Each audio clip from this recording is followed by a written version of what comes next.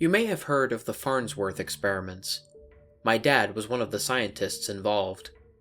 He rarely talked about it, and when he did, he always said the rumors were overplayed. The team tried and failed, nothing more to it. He seemed to get annoyed at me asking him about it.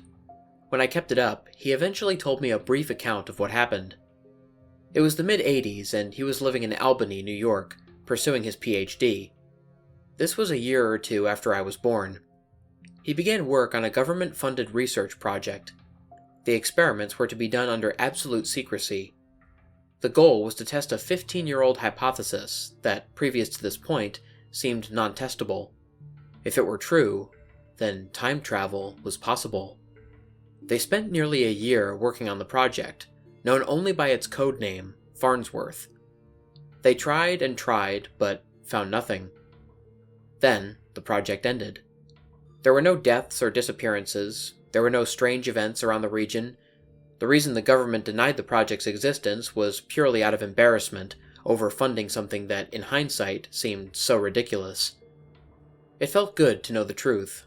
Whenever I heard someone retelling the story, I wished I could tell the real version, but I promised Dad I wouldn't, for the sake of his career. For the next few years, I didn't really think about it. It was one little story among many, sitting in the back of my mind.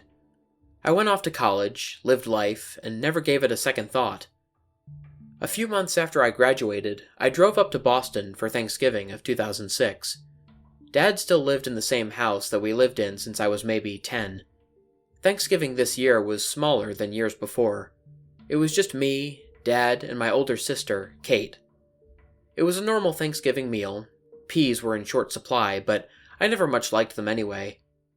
Looking around the table, I felt déjà vu. We all sat in our usual chairs, clustered around the part of the table not covered in papers and screens filled with incomprehensible equations. It was nice to be back. Just when the meal was drawing up to a close, there was a knock on the front door. I went to go open it. It was a man, maybe 60 years old. He looked very worn out. His grayish hair was a mess, and he was unshaven. My dad came over and said, "Bill, what are you doing here?" The man walked in and shut the door behind him. Dad looked over to us and said, "This is Bill Benson, an old colleague of mine." Bill looked at me and Kate, then back to my dad. "John, is there somewhere we can talk, privately?" "In my office. Are you okay?" "I don't know." They walked away quickly. Kate and I waited for them to come back, very curious about what was going on. She seemed to remember him, just barely, from back in Albany.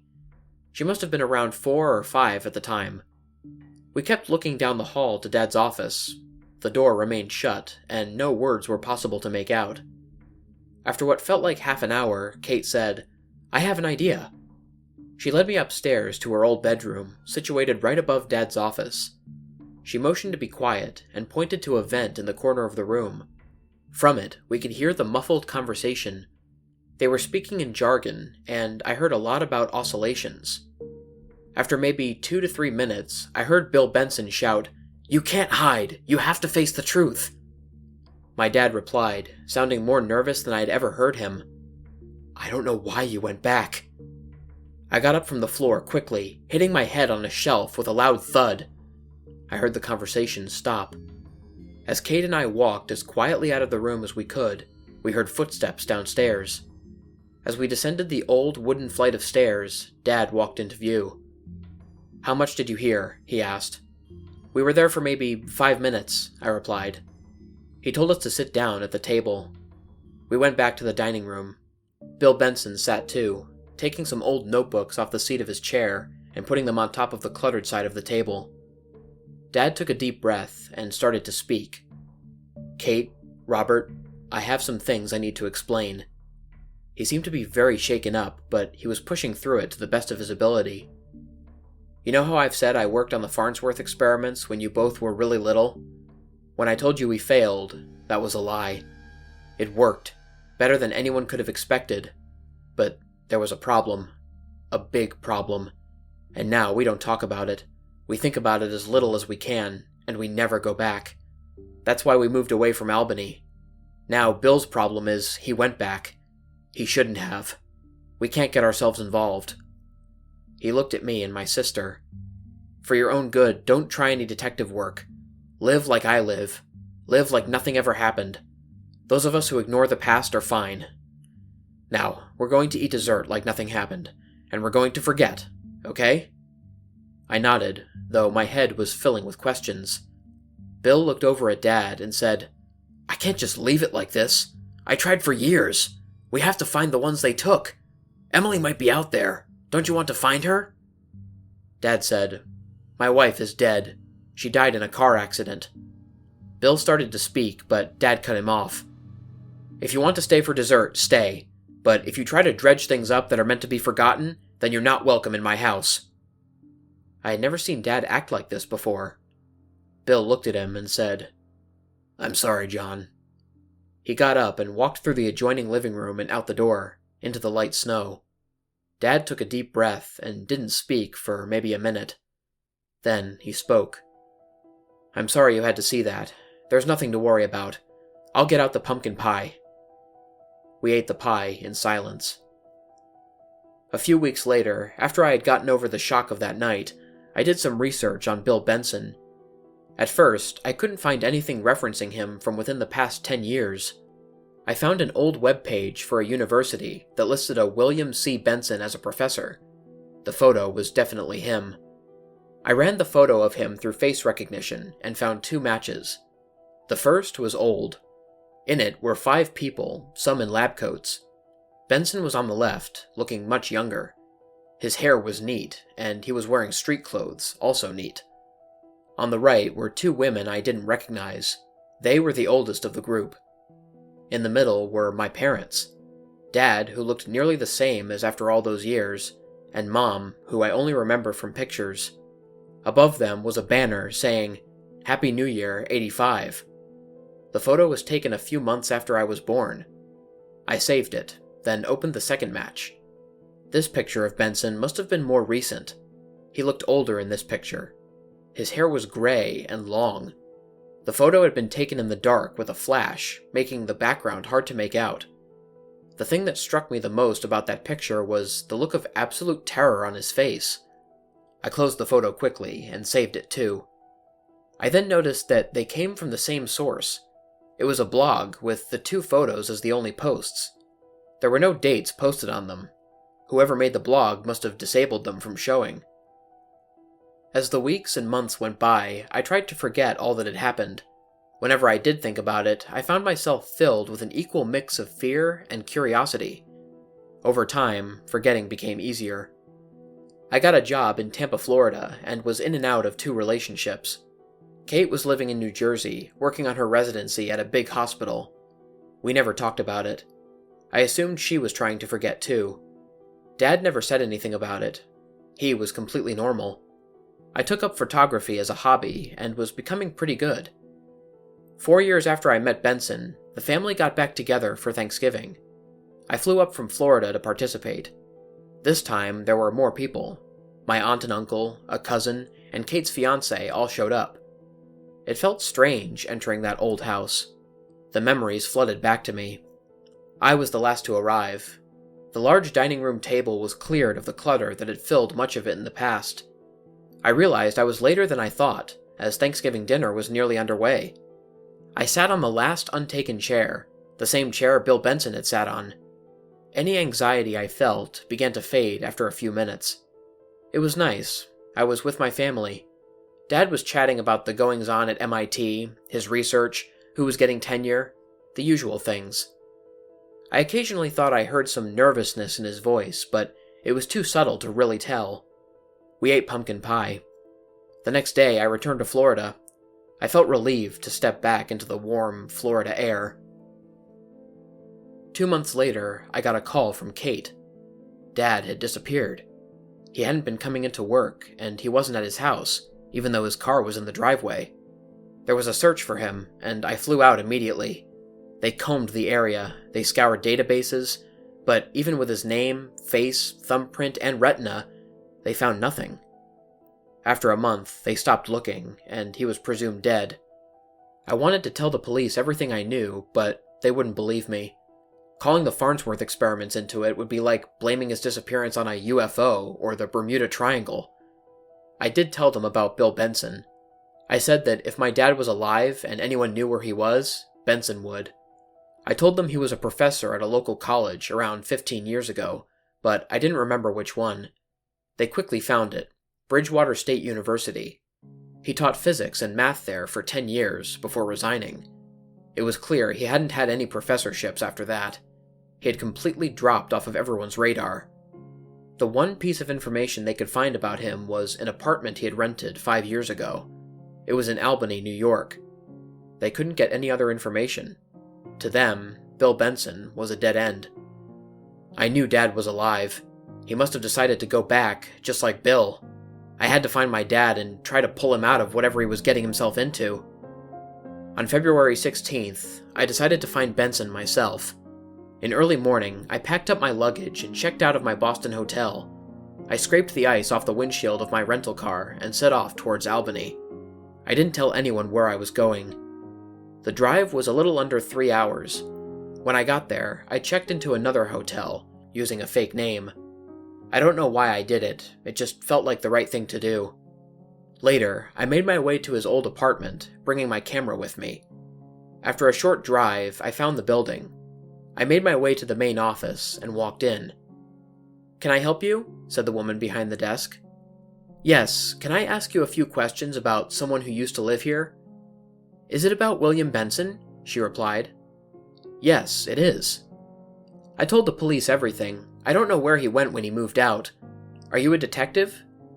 "No, I'm John Bowen's son."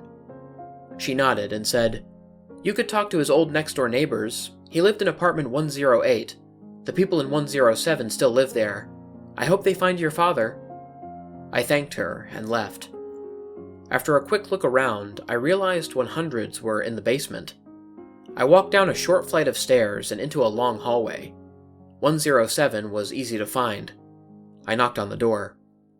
The residents were a couple in their early 30s, a man and a woman named Kimberly and Al. I talked to them for a few minutes. They saw Benson as a bit of a nut. They barely talked to him besides greetings in the hallway. As I was about to leave, Kimberly seemed to remember something and told me to wait. She ran into the apartment and came out a minute later with a small cardboard box taped shut. "He told us if anyone trustworthy came looking for him to give them this," she said. I thanked them both and returned to my car, ripping through the tape. In it was a ridiculously old-looking cell phone, a photograph, and a few pieces of paper. I looked at the photograph first. I knew that photo. It was the New Year's Day photo. The exact same photo I had seen on the internet 4 years previously. Memories came flooding back. I thought of the day Bill Benson came to Thanksgiving dinner, and what he had said. I took a deep breath. I looked at the papers. Sheet after sheet of random notes and equations. I then flipped open the cell phone, and it turned on. I opened the list of contacts, and only one was listed. It was a cell phone number under the name Call, so I did. It rang once, twice, 3 times. Then I heard a voice. "Who is this?" the voice said. "It's Robert Bowen," I replied. "Good. Meet me in half an hour in Washington Park. I'll be by the fountain." The call cut off. I knew it was Bill Benson. I remember his voice clearly. I put the contents of the box in my camera bag and then made my way by foot to the park. After a bit of walking, I saw a fountain in the distance. Snow lightly fell. As I got closer to the fountain, I realized it was off, presumably for the winter. I brushed the snow off a bench and sat down, waiting. After about 10 minutes, I saw someone walking towards me out of a storm. It was him. Bill Benson sat down. He looked older than when I last saw him. His hair was completely gray, and it looked like he hadn't cut it for a while. He finally said, "Someone came." "Have you seen my dad?" I asked. "No," he replied. "But I'm trying to find him, though." "What happened to him? Where is he?" Bill took a long pause, then said, "I don't want to get you involved. I'm sorry I brought you into this, and I'm sorry I brought your dad back into it. He was the only one of us who made a clean break." What happened with the Farnsworth experiments? What is it that everybody's been trying to hide? I asked. It's for your own good that I don't tell you. Do you have the photograph from the box? I pulled the picture out. Bill took it and pointed to the woman on the far right. Disappeared. Insane. Disappeared. Disappeared. And there's me. I'm trying to find these people, not send more off. And with that, he left, running away without another word. I snapped a picture of him as he disappeared over a hill. I looked to the ground and saw his footprints in the snow. I started following them before they were filled in. I followed the footprints for what felt like an hour. They just kept going. Faint, but not quite filled in. Finally, I stopped to catch my breath. I was thinking Bill Benson must be keeping in great shape. He, in his 60s, was easily outpacing me, a 26-year-old. Then, a more unnerving thought came to mind. Washington Park was less than half a square mile large, but I had been going straight for what must have been well over a mile. I wasn't going in circles, was I? I also hadn't seen the road in a long time. I began to look around. I was in the middle of a snowy wilderness. I was just in a city. How could I be here? The snow was starting to get pretty light. I pulled out my cell phone. No reception. Bill's cell phone also had no reception. I looked at the footprints. They were almost gone, but not quite. I kept going for maybe 20 more minutes, until I found where they were going to. They stopped at an old building made of sheet metal. It looked to be 2 stories high, with one window and a single door. That building gave me the creeps. I pulled out my camera and snapped a picture of it. I walked the perimeter, but saw no other ways in. My head began to hurt like crazy, and before I knew it, I was lying in the snow in the middle of the forest. It was dark. Night. What the hell just happened? I tried to think back. The last thing I could remember was the strange building, which was now nowhere to be found. I took out my phone and looked at the time. 2:28 a.m. I used the glow of my phone as a flashlight, illuminating only a few feet in front of me. The only thought in my head was to get the hell out of there. I didn't know how to get back. I was shivering. I touched my head and felt a sharp pain. I shined the phone light on my hand and saw blood. I decided to just start walking. I couldn't stay in one place. Every time I stopped, I felt like I was being watched. Eventually, I saw a light in the distance. I felt a tremendous feeling of relief. It was civilization. As I grew closer, the light grew brighter. Only one light. It certainly wasn't downtown Albany. Maybe it was a farmhouse, somewhere warm and safe. I began to run, cell phone outstretched. I felt a sinking feeling as the source of the light grew more apparent. It was the sheet metal building. The light was coming from the one window. Then it turned off. The only light now was coming from my cell phone. The woods were completely still. I was frozen in place, not wanting to make a sound. The one door began to open, and I heard a familiar voice. It was Bill. "Robert, is that you?" said Bill as he stepped outside. I felt relieved. "Get inside before you freeze to death." I walked in, following Bill. It was warm inside. The room was large and devoid of furnishings. There were 2 flights of stairs, one going up and one going down. "What is this place?" I asked. "This was our home base, back in the 80s. "Is this where the experiments happened?" "Yes, exactly," said Bill. "Our lab was downstairs. Everything down there has been broken for a long time, though." "How did I get here from the middle of a city?" I asked. "It would take me days to explain. Just think of it as a result of the experiments." "Somebody knocked me out. How do you know we're not in danger?"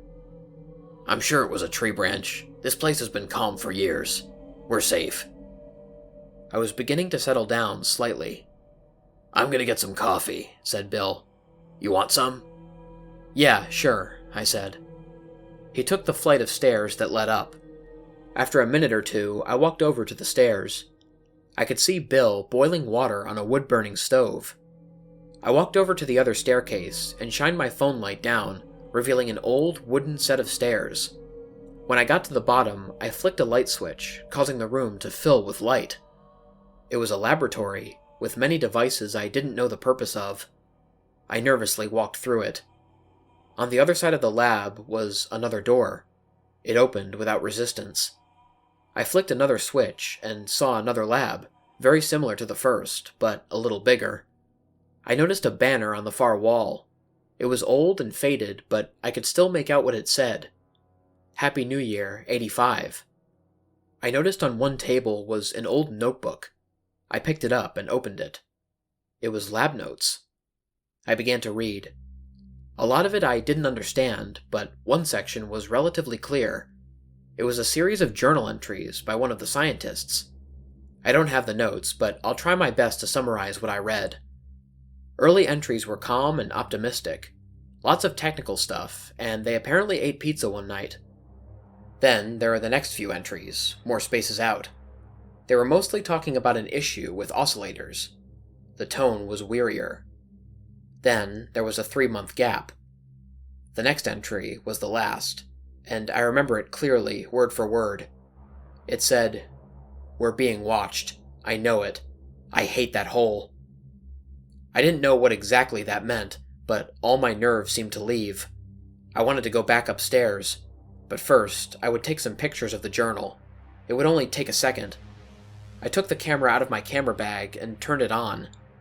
On the screen were flashing words. Out of memory. That was strange. To fill my memory card up, you would need a ridiculous number of photos. It was barely 7% full when I had last looked. When did I last use the camera? Before I blacked out. I heard faint footsteps from far away. "I've got coffee," shouted Bill. "Be there in a minute," I shouted back. My mind was now focused on this new, peculiar problem. I began to scroll through my photos. Each picture had a number, the date it was taken, and its size on the screen around it. There was the picture of Bill's old apartment building, there was Bill running over the hill, there was the metal building, then there it was again. And again. How many pictures of it did I take?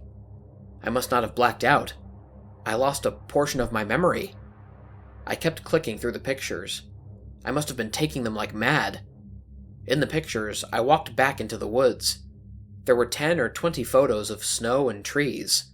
Then one of a man, Bill. He looked mad. I couldn't remember any of this. I'm guessing he was mad that I followed him. He calmed down in the next few pictures.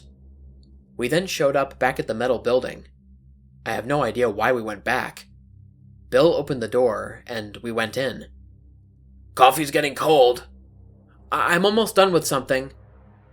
The next few pictures were of the ground floor of the metal building, but it was filled with furniture.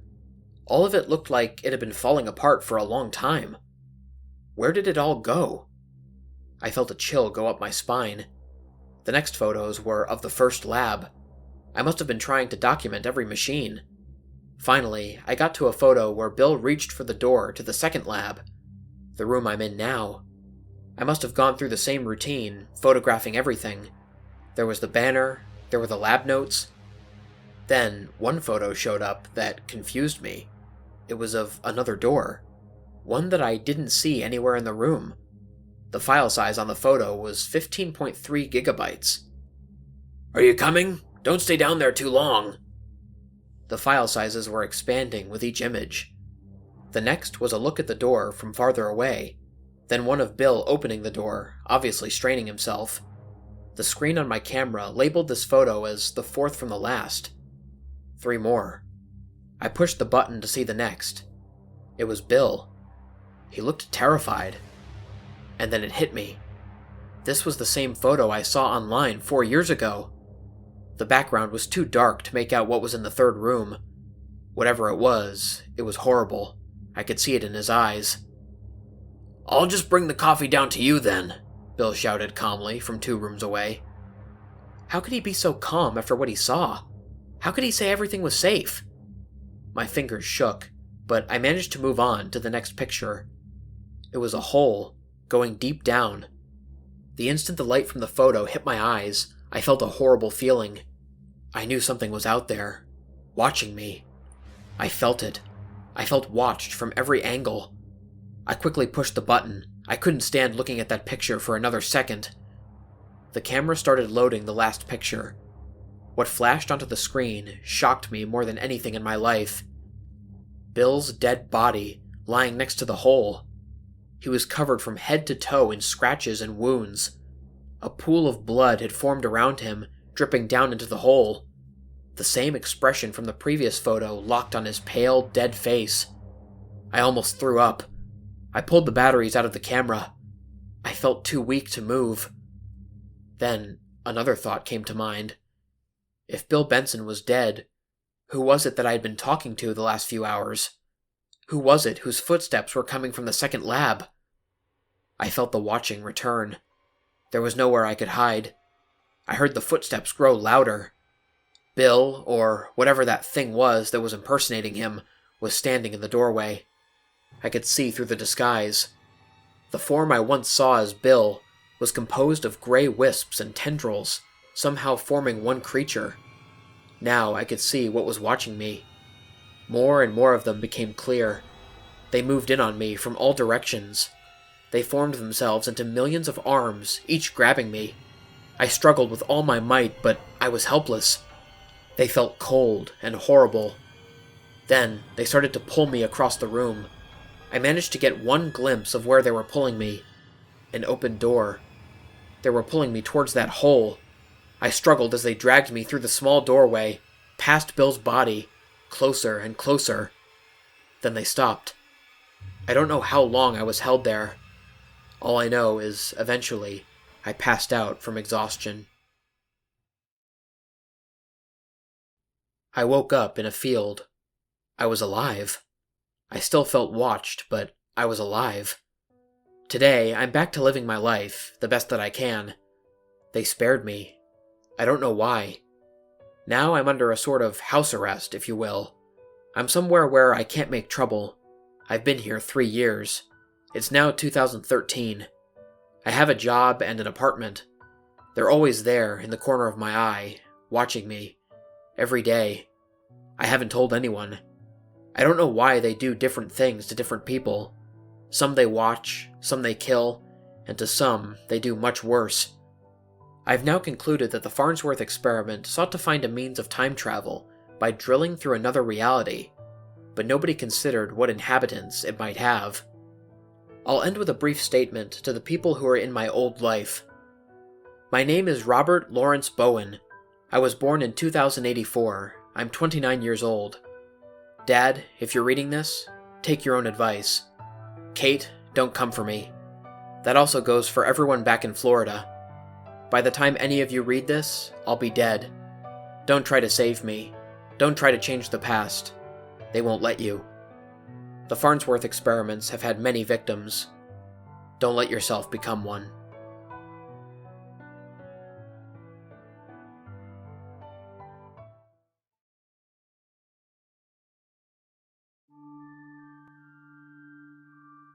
What's up, everybody? Lone Wolf here. I hope you guys enjoyed listening to tonight's video. In case anyone is interested, all of the various elements used in this video, including pictures, music, sound effects, and stories, will be linked in the description below. Anyways, if you guys enjoyed the video, please feel free to like, share, and subscribe if you haven't already. Also, click the bell for notifications so you don't miss a new video. If anybody has any personal stories or story recommendations for me, or any advice to help improve the channel, there will be links to all of my social media platforms in the description. I'm mostly active on Twitter and on Instagram, but I also have an email, a Discord server, and a TikTok account that you can message me on as well. Until next time, stay spooky. And remember, the hunt begins when the moon is full.